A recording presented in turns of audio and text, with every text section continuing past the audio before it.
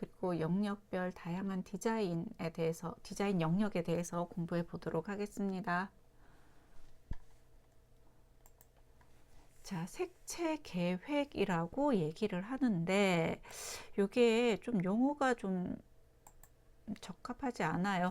색채 계획이라기보다는 색채 기획이라고 하는 말이 더 적합할 것 같습니다.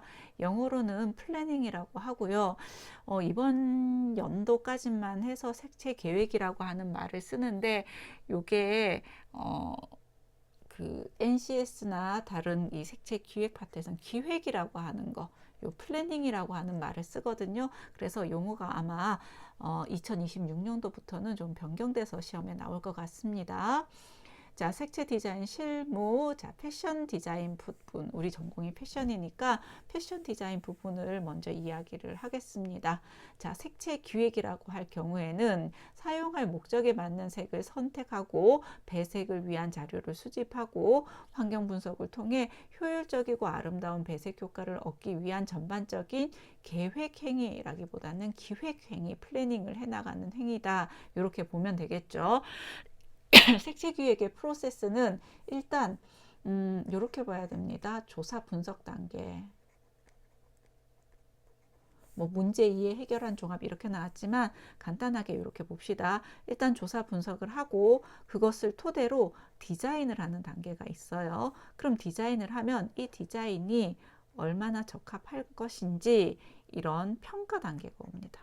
이렇게 세 가지 단계로 보면 좋을 것 같습니다. 그러면 조사 분석 단계는 어디까지 해당이 되냐면 항상 우리가 어떤 정보를 분석하든가 트렌드를 분석하든가 마켓이 어떻게 돌아가는지를 분석한다던가 소비자는 어떠한 그 라이프 스타일을 취하고 어떤 소비 행태를 보이는지 그런 것들을 조사를 하고요. 그거를 바탕으로 해서 색채 기획서를 작성하는 단계까지가 조사 분석입니다.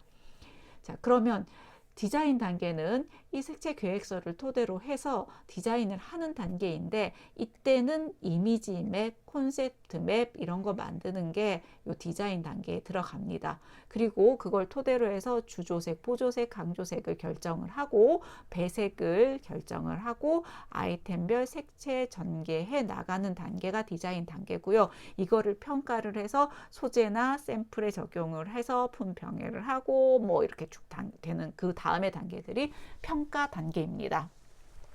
자, 요거는 패션을 중심으로 얘기를 했지만은 이 칼라리스트 시험 치는 그 분야가 뭐 미용도 있고요.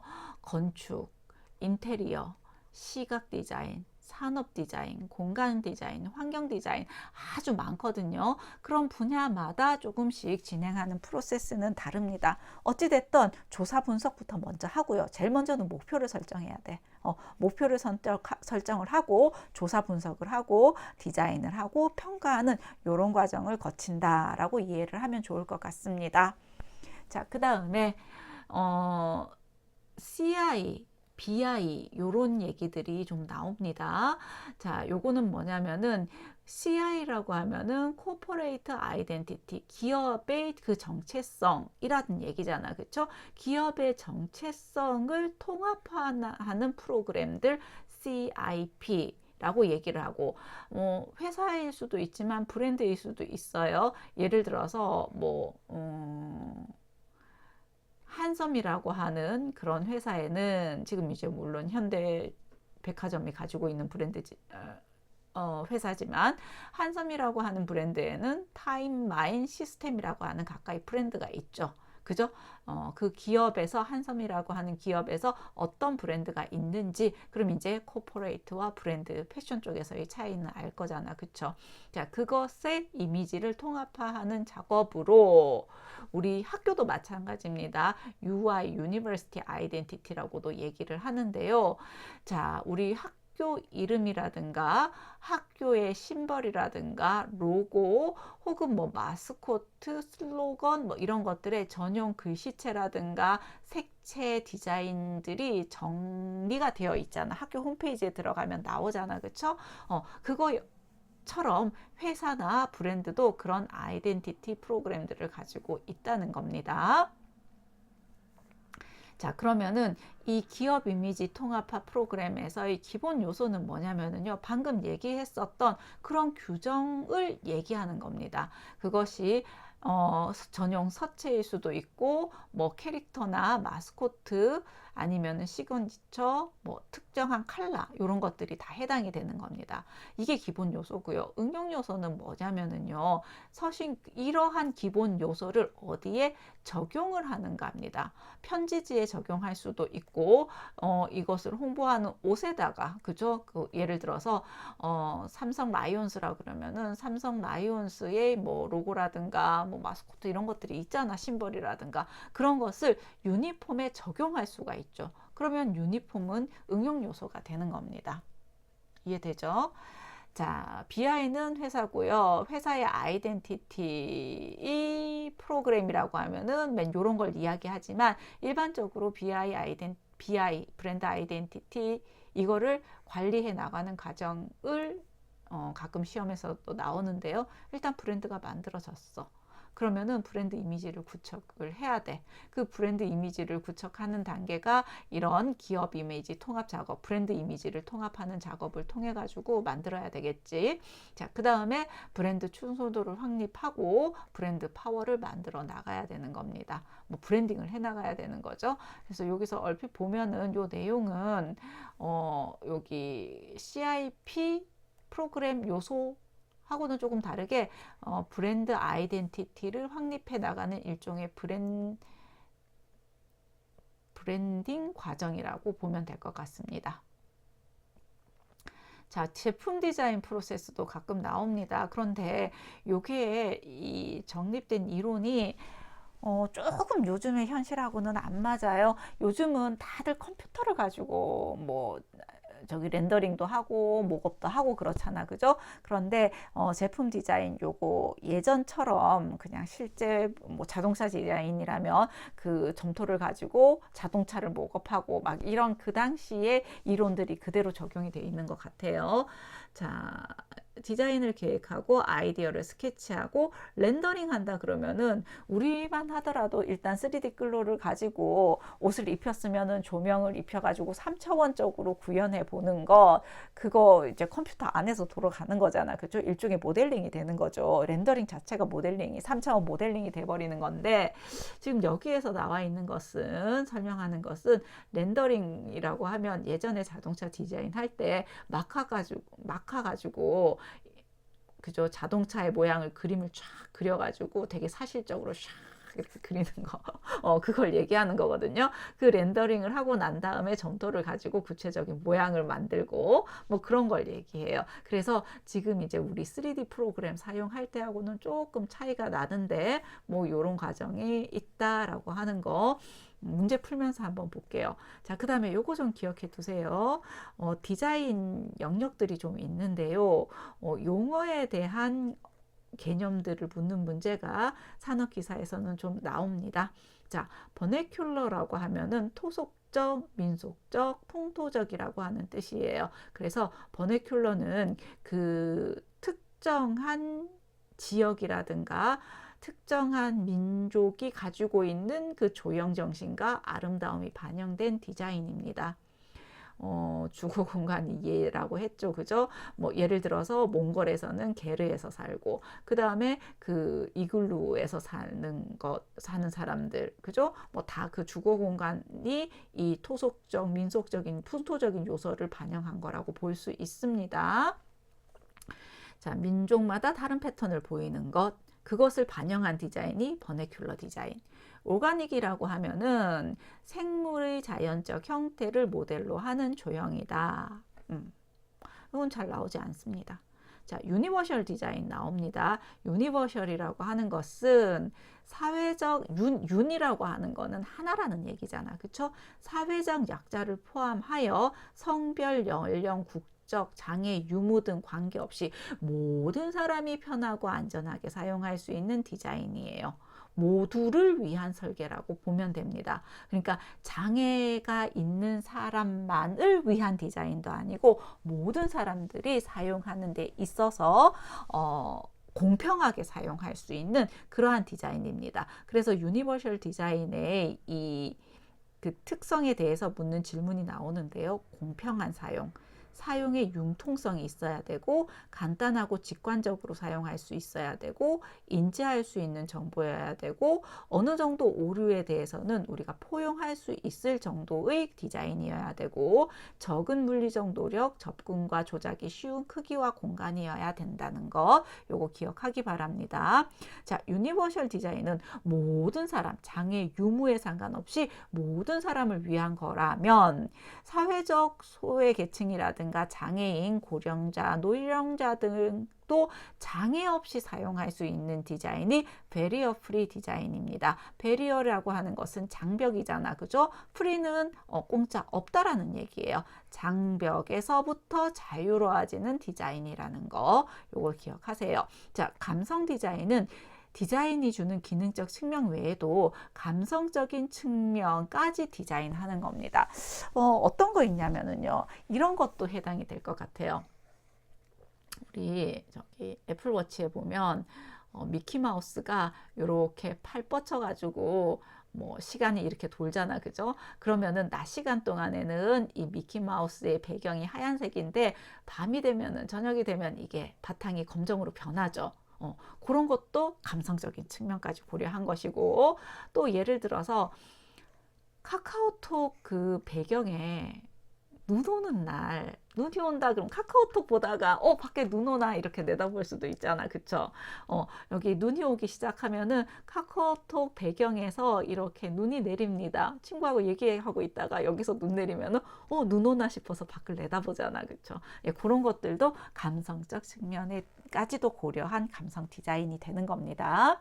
자, 문제를 풀면서 조금 더 공부를 하는 게 좋을 것 같아요. 색채 디자인 실무에 대해서는.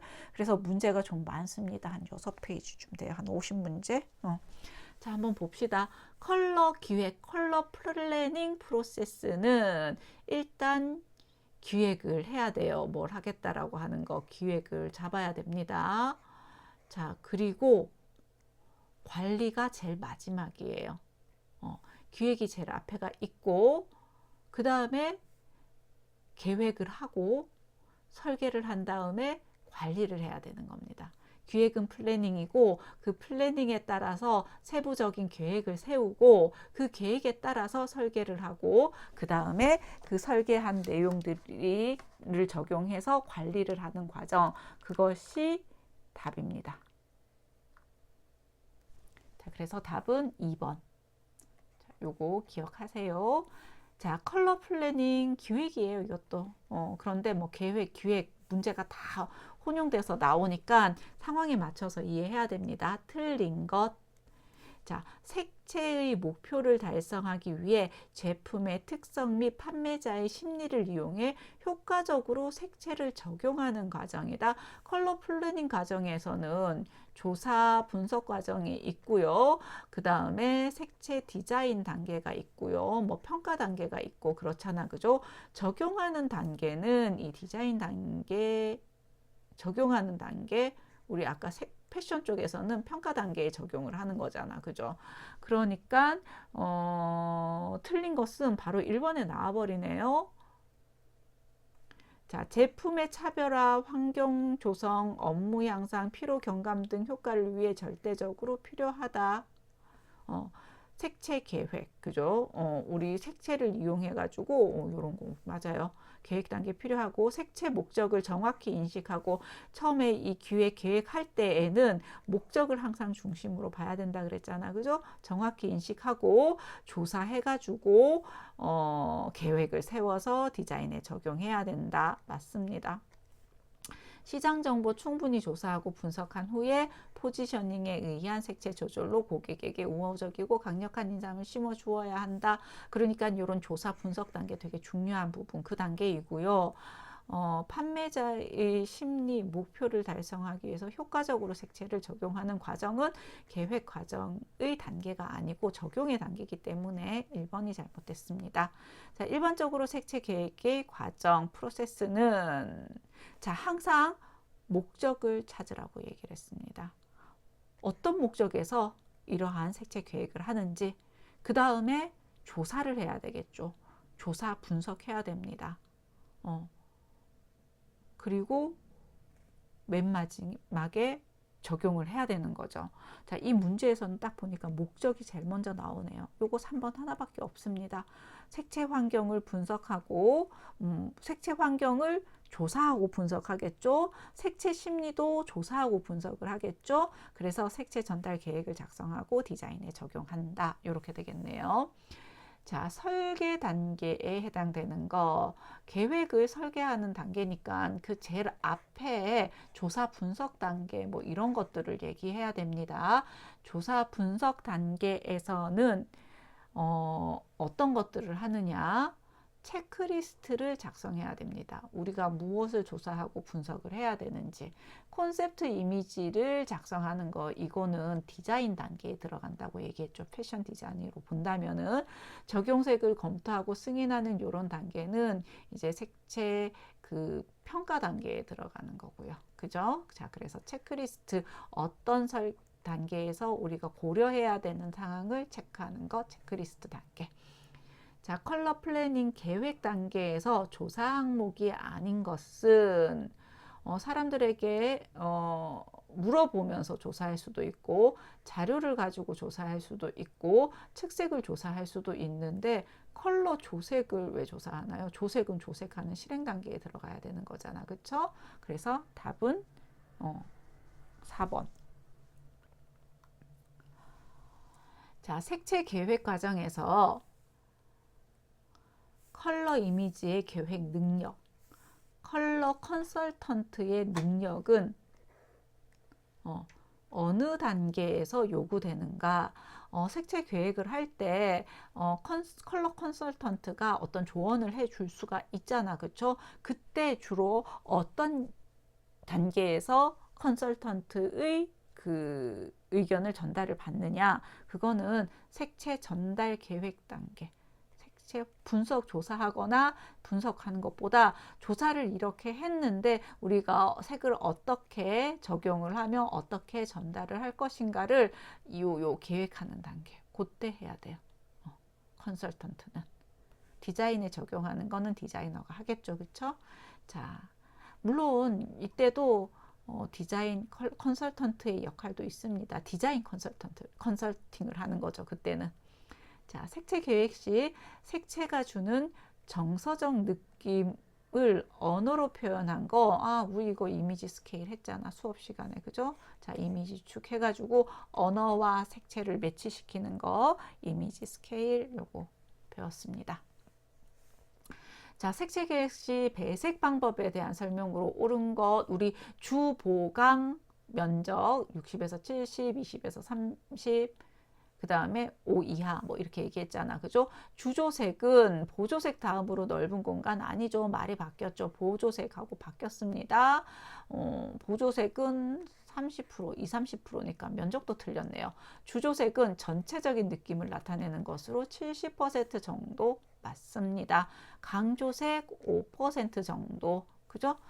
그러니까 나머지 다 틀렸어요. 자, 색채 계획 프로세스 중 이미지의 방향을 결정하고 주조색, 보조색, 강조색을 결정해서 자, 소재 재료를 체결하는 단계, 요거는 뭐다? 디자인 단계입니다. 그죠?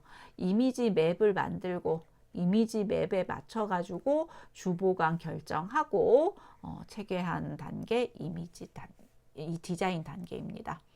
자, 생산을 위한 재질의 검토와 단가 재료의 특성을 실험하고 적용하는 과학적이고 합리적인 단계. 자, 재질의 검토와 생산을 위한 재질의 검토와 단계.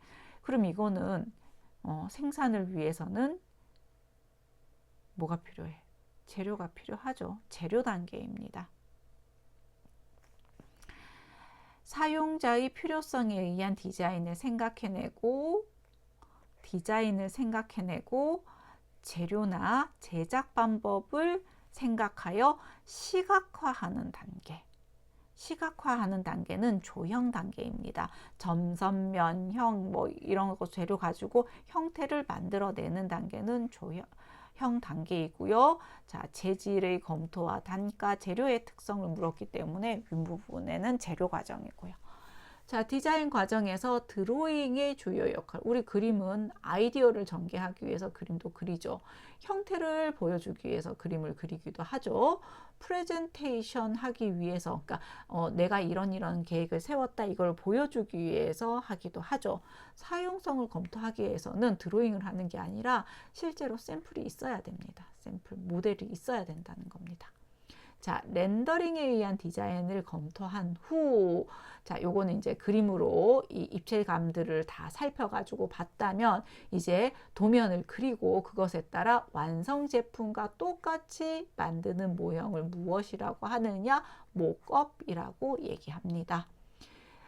자, 색채 과정, 계획 과정에서 제품 개발의 스케치, 모국과 같이 디자인의 의도가 제시되는 단계는 디자인의 의도가 제시됩니다. 제시되다, 프레젠테이션, 보여주는 단계 2번입니다.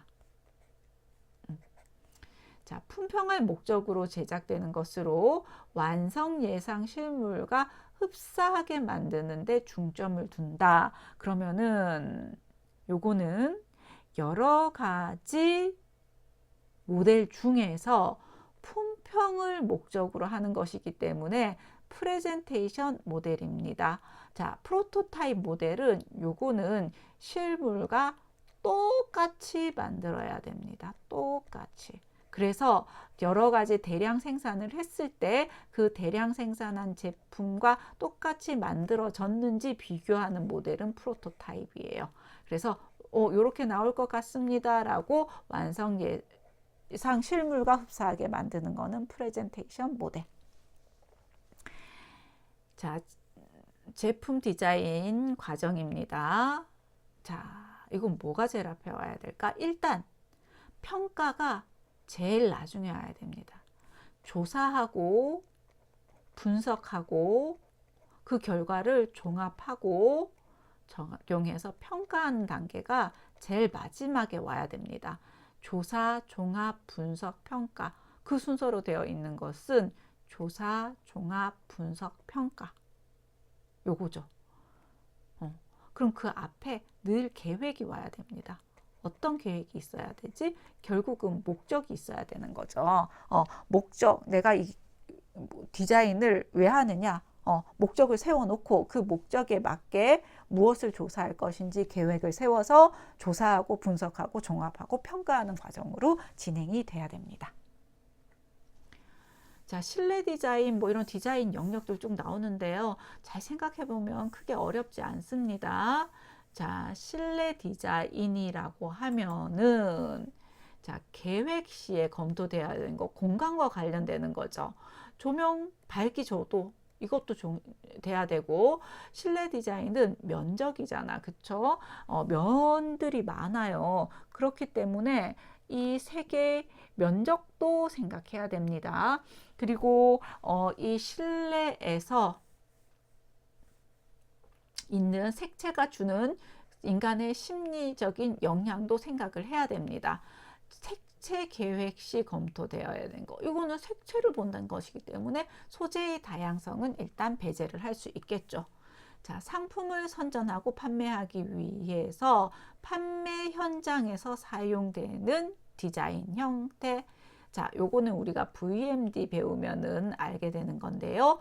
포인트 오브 purchase라고 얘기를 합니다. 자, 그 구매 시점에서 선전하고 광고를 하는 거예요. POP 디자인입니다. 그러면 이제 이건 뭐냐면은 POP는 매장에 가면은 요렇게 제품 앞에 붙여가지고요. 뭐 보송보송 무슨 화산송이 뭐 언제 세일 언제부터 요렇게 해서 요거 우리 POP라고 얘기하잖아. 그쵸? 요거 얘기합니다.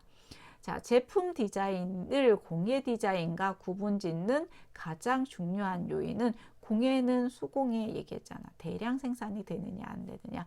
아르누보의 형태냐 아니면은 독일 공장연맹 바우하우스의 개념이냐. 그 정도의 차이죠. 그죠? 자, 디자인 편집의 레이아웃에 대한 설명 중 틀린 거. 자, 우리 포트폴리오 같은 거 만들 때 어떤 그림을 어느 위치에다 배치를 하고 그림을 어디에 배치와 관련되는 문제를 얘기하는 거잖아. 그쵸? 사진과 그림이 문자보다 강조되어야 한다. 이거는 경우에 따라서 달라요. 자, 시각적 소재를 효과적으로 구성 배치하는 것이다. 맞죠? 전체적으로 통일과 조화 고려해야 되고요. 자, 요게 책으로 만들어진다면 반드시 가독성 고려해야 됩니다. 문자 자체가 더 중요할 수도 있어요. 타이포그라피가 더 중요한 경우도 있기 때문에 1번 틀렸습니다. 자, CIP의 기본 시스템은 그러면은 심벌 마크나 시그너처나 로고 타입 같은 것들을 얘기하고 그것이 어디에 적용이 되느냐, 얘네들이 활용되는 것이 응용 요소라 그랬잖아. 그쵸? 패키지에 해당이 되겠죠. 예를 들어서 우리 학교 이렇게 로고가 있어요. 그렇다면 얘를 가지고 포장지에다가 적용을 하잖아. 요거는 기본 타입이고 포장지에다가 YNC 이렇게 적혀 있다면, 혹은 쇼핑백에다가 YNC 이렇게 적었다면 쇼핑백, 패키지 이런 것들이 전부 다 응용 요소가 됩니다. 자, 따라서 틀린 것은 4번. 자, CI 계획 시 필수적으로 고려해야 되는 거. 기업의 이미지를 극대화해야 되기 때문에 기업과 관련된 남들하고 차별화되는 기업임을 알려야 되잖아. 그쵸? 기업의 인연도 생각해야 되고 기업 이미지와의 그 일관성도 생각해야 되고, 유사기업과 동질성 시켜버리면은 그러면은 차별화가 되나? 안 되죠. 그러니까 4번이 틀렸고, 기업 이미지를 만들 때 소재 적용의 용이성도 생각해야 됩니다. 우리가 어떤 로고 타입이라든가 심벌 마크나 시그너처 같은 거를 만들었어. 마스코트도 만들었어. 그럼 그거를 시각화시키고 조형화시킬 때 어떤 소재를 사용할 수 있는지, 사용해서 쉽게 만들 수 있는지, 그런 것들도 함께 생각을 해야 합니다.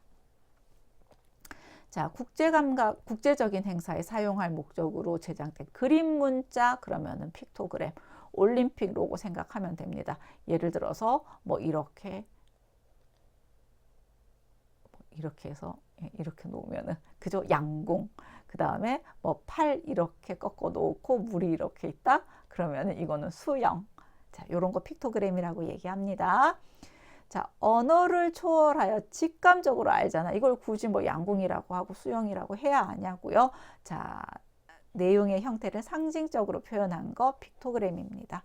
타이포는 타입 글자를 얘기를 합니다. 글자를 사용한 그래픽. 자, 일러스트 형태로 이루어진 글자의 조형적 표현, 광고에 나오는 그림의 조형적 표현. 일단 그림 아니고 글씨라 그랬잖아요. 그죠? 그런데 글자에 의한 모든 커뮤니케이션의 조형적 표현을 타이포그라피라고 합니다. 글자에 의한 모든 커뮤니케이션, 타이포그라피. 자, 그 다음에 76번은 뭐냐? 다음 중 색채 계획에 의해서 주변 환경과 조화가 중요하다. 이런 거는 그냥 환경이지. 그죠? 환경과 조화가 중요하다. 여기 나오네요. 환경 디자인. 자, 아직 2페이지가 더 남은 것 같습니다. 빨리 한번 풀어봅시다. 환경색채 디자인 프로세스 중 대상물이 위치한 지역의 이미지를 예측하는 것. 자, 이거는 환경색채인데 우리가 패션을 하는 사람이 잘 모르잖아. 그쵸? 그래서 모르면은 틀리세요. 그런데 환경색채를 하기 위해서는 이 대상물이 위치한 지역의 이미지를 예측하기 위해서는 색채 이미지를 추출하는 단계입니다. 그러니까는 이 지역의 환경을 사진을 딱 찍어요. 그래서 이 지역 환경의 사진들을 뭐 모자이크를 한다던가 해서 대표되는 색깔들을 추출합니다. 자, 색채 이미지 추출이 여기에 해당이 되겠네요. 주택의 색채 계획 시 색채 선택을 위한 사전 작업으로 거리가 먼 것은 색채 계획을 할 때 미리 우리가 검토해야 되는 것들이 뭐가 있는지를 물어봅니다. 공간의 여건, 공간의 용도, 크기, 형태, 공간의 위치, 주택이라면 당연히 그렇게 해야 되겠죠. 그 다음에 거주자의 특성 파악. 자, 주택, 거주자의 직업, 지위, 연령, 기호색, 분위기, 라이프 스타일 등을 파악한다. 개인주택을 얘기하나 보다, 그지? 근데 아파트도 사실은 거주자의 특성을 파악하잖아요. 서민층이 있는 거주자라든가 아니면은 저기 강남의 아주 비싼 아파트들은 그 거주자의 특성을 파악해서 색채 선호가 다르니까 연령이나 지위나 뭐 이런 것에 따라서 다르니까는 라이프 스타일도 다르니까 색도 다르게 쓸 수밖에 없겠죠. 자, 주변 환경 분석에서 토지의 넓이, 시세, 교통, 편리성 이게 주택에 큰 영향을 미치지는 않겠죠. 자, 답은 4번이고요. 실내 용품에 대한 고려, 이미 소장하고 있거나 구매하고 싶은 가구, 그림 등을 파악해서 주택의 색채 계획을 해야 된다. 결국은 개개인이 사는 이 집이라고 하는 개념에서의 색채 계획을 얘기를 하네요. 자, 그렇다면 자, 3번이 틀렸고요. 자, 테마공원, 버스 정류장 등 도시민의 편의와 휴식을 위해 만들어진 시설물을 스트리트 퍼니처라고 한다. 요거 하나 기억하세요. 길거리에 있는 가구다. 그럼 스트리트 퍼니처, 테마공원, 버스 정류장, 뭐 쓰레기통도 해당이 되고요. 공중전화 박스 요즘은 없어졌죠. 그런 것들이 다 해당이 됩니다. 스트리트 퍼니처에 해당되지 않는 거 방금 얘기했네. 뭐 주택 해당이 안 되죠. 주택은 건축 디자인이잖아.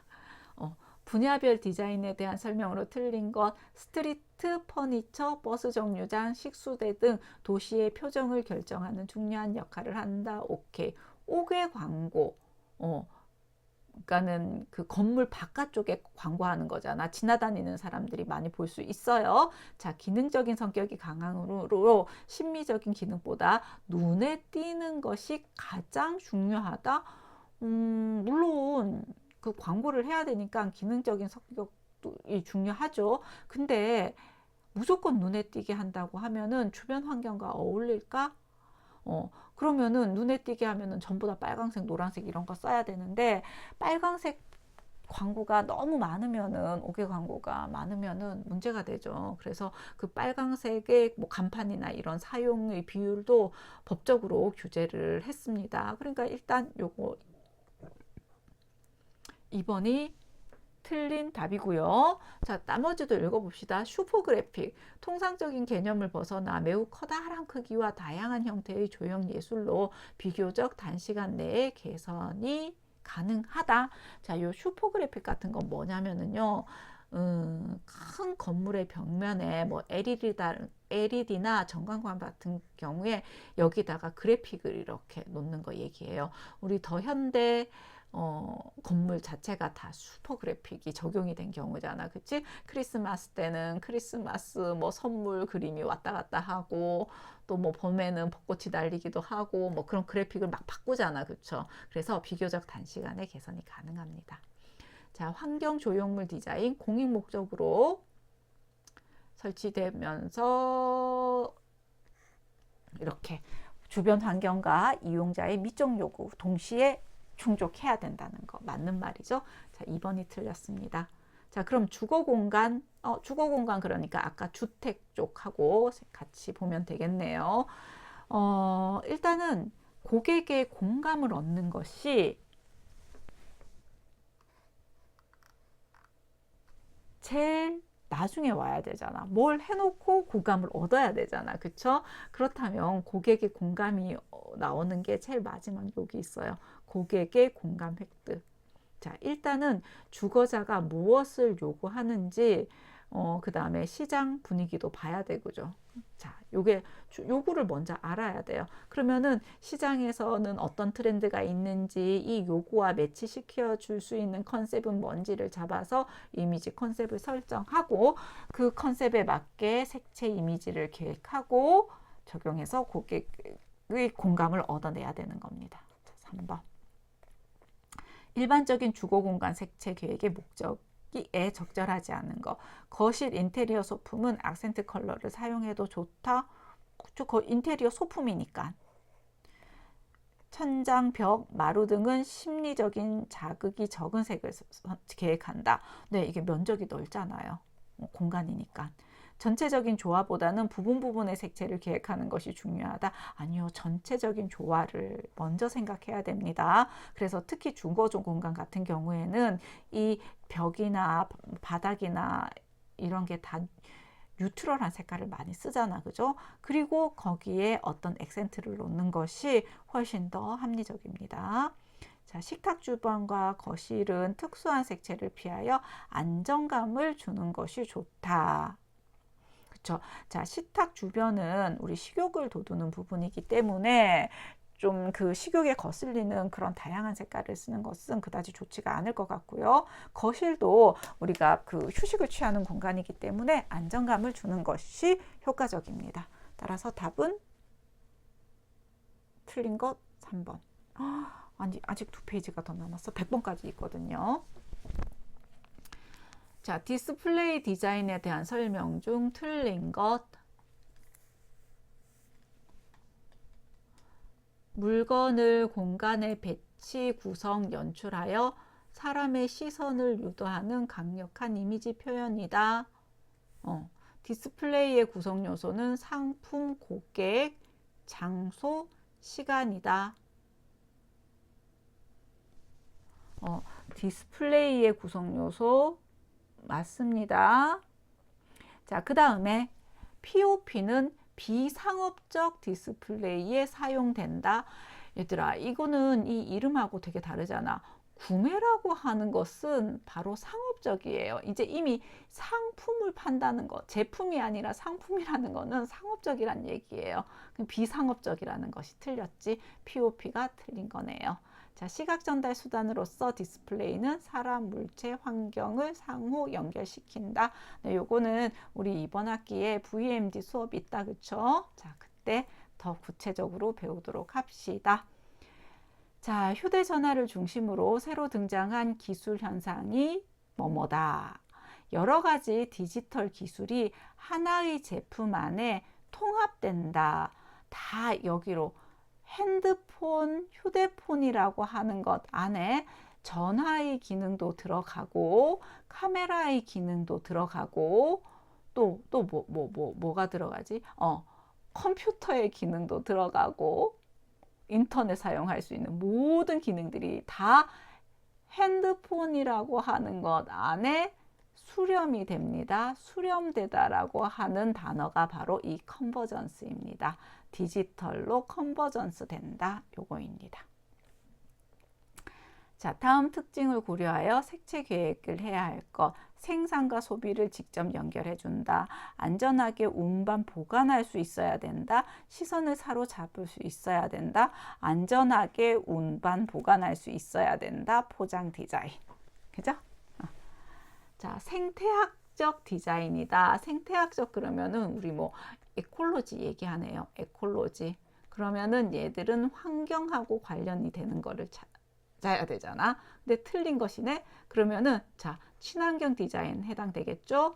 리사이클링이죠. 리사이클 디자인. 그 다음에 에너지 절약형 디자인 맞겠네요. 생물학적 단일성을 강조하는 디자인 아닙니다. 생물학적 다양성을 강조해야 돼요. 우리 생물학적 다양성은 그 지속 가능한 디자인에서 되게 중요합니다. 생물학적 다양성이 없다면은 우리 이런 말 들었죠. 바나나 하나 있는데 얘가 병 걸려서 없어지면은 바나나는 전부 다 우리가 먹기 좋은 형태로 씨를 얻게 만든 단일 품종이기 때문에 바나나가 사라진다 그랬잖아요. 그죠? 그러면 안 되는 거지. 그런 것처럼 생물학적 다양성을 강조하는 디자인이 돼야 됩니다.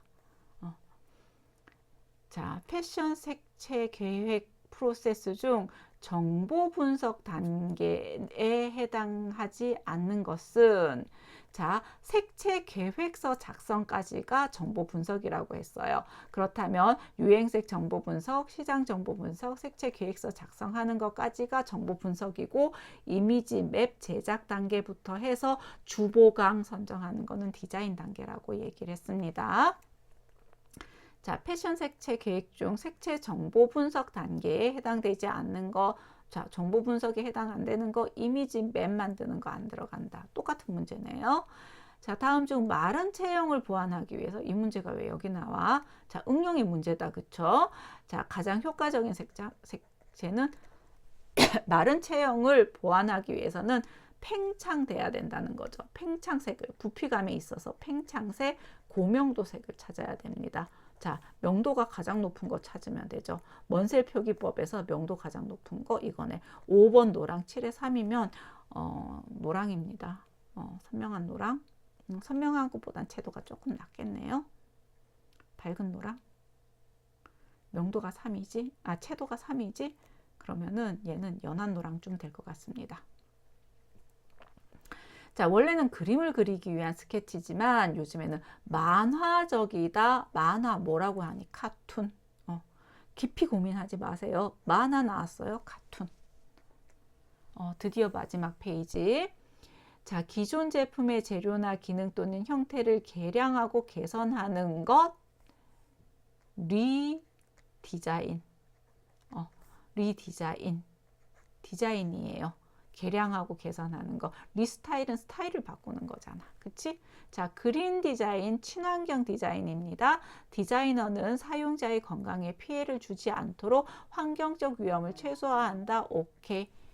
거리가 먼 거 찾았으니까. 그치?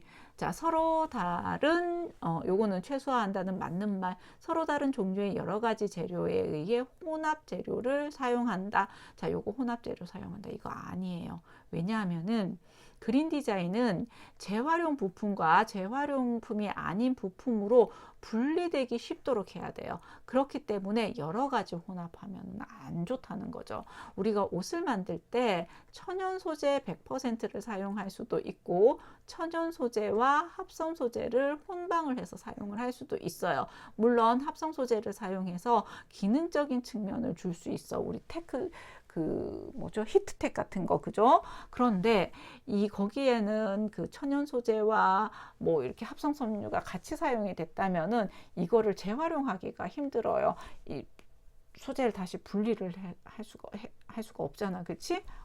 그래서 가구 같은 거 만들 경우에도요.